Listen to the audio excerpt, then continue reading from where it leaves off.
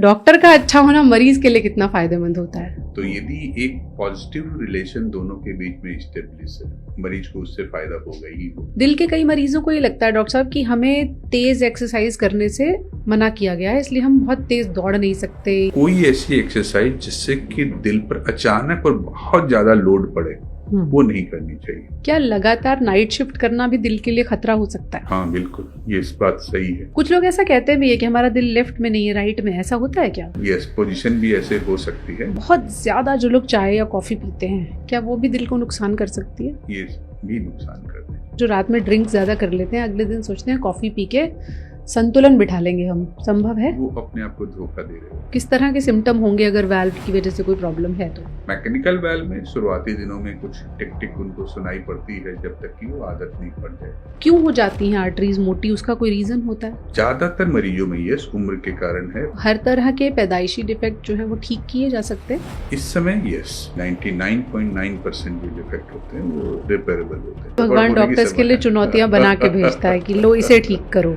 Humble बनाने का तरीका है भगवान का कि कोई भी परफेक्ट नहीं होता।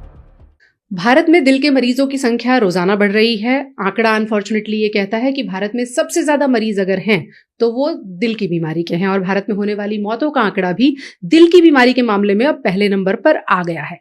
लेकिन जैसे ही कोई दिल का मरीज होता है, वो सबसे पहले सोचता है कि उसे एक डॉक्टर को दिखाना है। आप में से बहुत कम लोगों को पता होगा कि दिल के डॉक्टर सिर्फ एक ही विशेषता नहीं रखते। अब दिल की बीमारी का इलाज करने वाले डॉक्टर्स भी अलग अलग एक्सपर्टीज के हिसाब से काम करते हैं। बहरहाल मरीज सीधे दिल के डॉक्टर के पास जाता है, फिर उसे बताया जाता है कि नहीं, आप इंटरवेंशन कार्डियोलॉजी में जाइए, आप कार्डियक सर्जरी में जाइए, या आपको हार्ट ट्रांसप्लांट सर्जन के पास जाने की जरूरत है, या आपको कार्डियोथोरेसिक वैस्कुलर सर्जन के पास जाने की जरूरत है। हम जानते हैं आपका मतलब अपने इलाज से है, लेकिन फिर भी शुरुआत में अगर ये समझ में आए कि किस दिशा में जाना है तो इलाज जल्दी और बेहतर हो सकता है।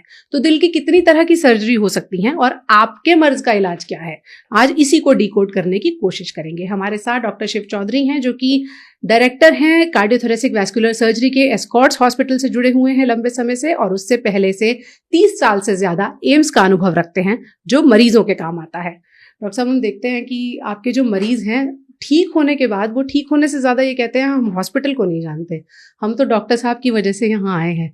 तो डॉक्टर का अच्छा होना मरीज के लिए कितना फायदेमंद होता है? अपने हिंदुस्तान में ये खास चीज है, मरीज जो होते हैं वो डॉक्टर से अपने आप को अटैच ज्यादा महसूस करते हैं। वो किसी भी हॉस्पिटल में हो, उनके लिए इलाज करने वाला हॉस्पिटल नहीं होता, डॉक्टर ही होता है।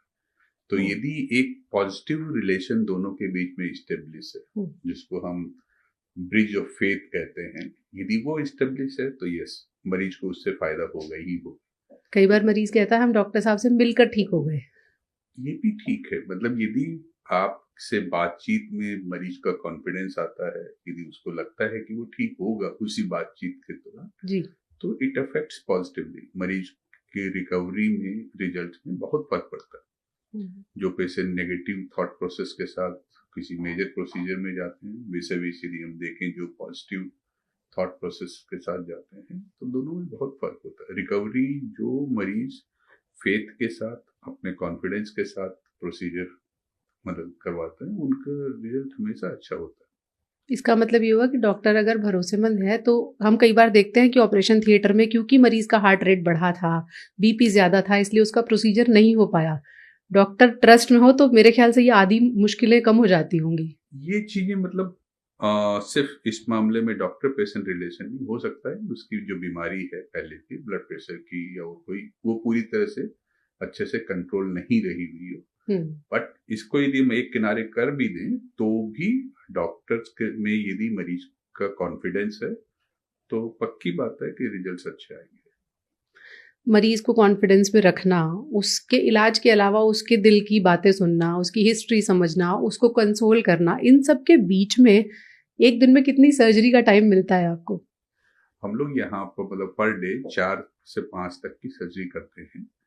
कुछ लंबे केसेज होते हैं, जैसे एओर्टा के केसेज हैं या रीडू ऑपरेशन हैं, तो वो 2 केसेज, कभी कभी एक केस भी 12 घंटे 14 घंटे चलता है। 12-14 घंटे? जी, तो कुछ इस प्रकार के केसेज होते हैं, तो उसमें नंबर कम हो जाता है। अदरवाइज ऑन एन एवरेज हम लोग करीब 4 केस पर डे, मतलब जो मेरी टीम है वो 4 cases sir on a lighter note, एक सर्जन जो 12 घंटे ओटी में होता है करता क्या है वो हार्ट के साथ? हार्ट तब तक खुला पड़ा है। कुछ इसी प्रकार के ऑपरेशन होते हैं। उनमें अच्छा। हार्ट तक पहुंचने का, हार्ट लंग मशीन तक पर डालने का, फिर हम्म, एक्चुअल प्रोसीजर करने का, फिर हार्ट लंग मशीन से डिटैच करने का, और उसके बाद उसको क्लोजर करने का। स्पेशली जो एओर्टा के केसेस होते हैं वो काफी टाइम कंज्यूमिंग होते हैं।